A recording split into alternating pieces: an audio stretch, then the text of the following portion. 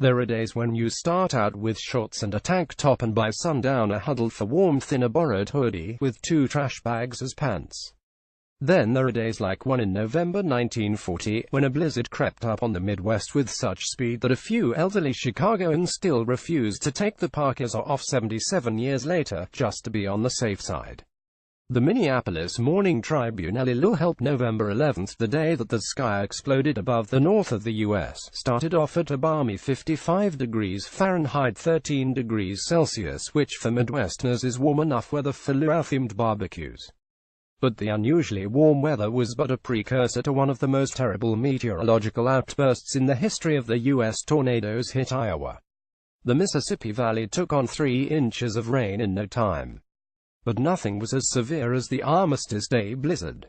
Gale winds of 80 miles per hour tore into Michigan.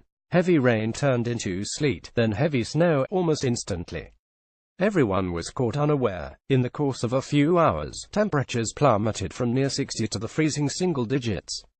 Surviving duck hunters remembered the day as one of record kills, as ducks blackened the sky trying to get the fuck away from the storm.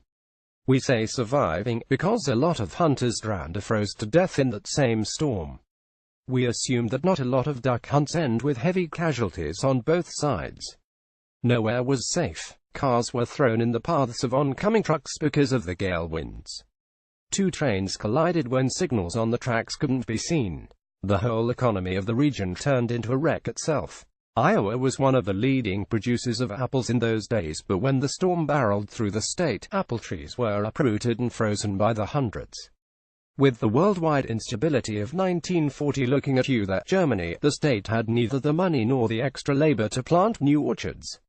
So the Iowa you know nowadays, with its fast-growing, efficient corn and soybean crops, came about because of one motherfucker of a storm deciding that apples weren't its thing. Isn't it weird that we can survive getting hit by lightning? Seriously, lightning.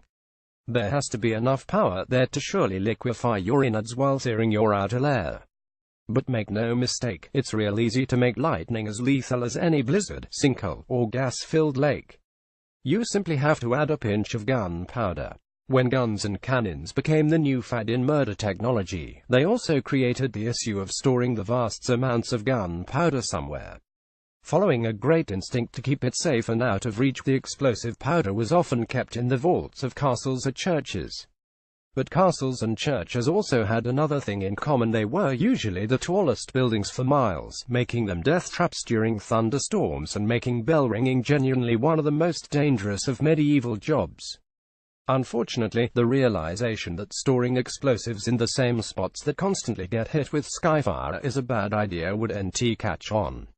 One 19th century maritime journal kept a record of all serious lightning-caused explosions, and concluded that lightning was laying waste to European villages like it wanted to be crowned Emperor of France. Often, these explosions resulted in a few casualties, some damaged property, and a new wanted ad for a priest. But sometimes the results were calamitous. In 1769, the town of Brescia, Italy found out that storing all of its firepower in one place is a good way to lose your town. The council had vaults which stored 100 tons of gunpowder, so when lightning struck the tower of the church where it was held, it set off an explosion that even made God wince. 1/6 of the city was flattened, and 3,000 people were killed. 100 years later, the apparently stupid practice of storing explosives in vaults hadn't yet died. On November 9, 1856, on the Greek island of Rhodes, lightning hit the steeple of the Cathedral of St. Jean, coursed its way down to the vaults, and set fire to a gigantic cache of boom.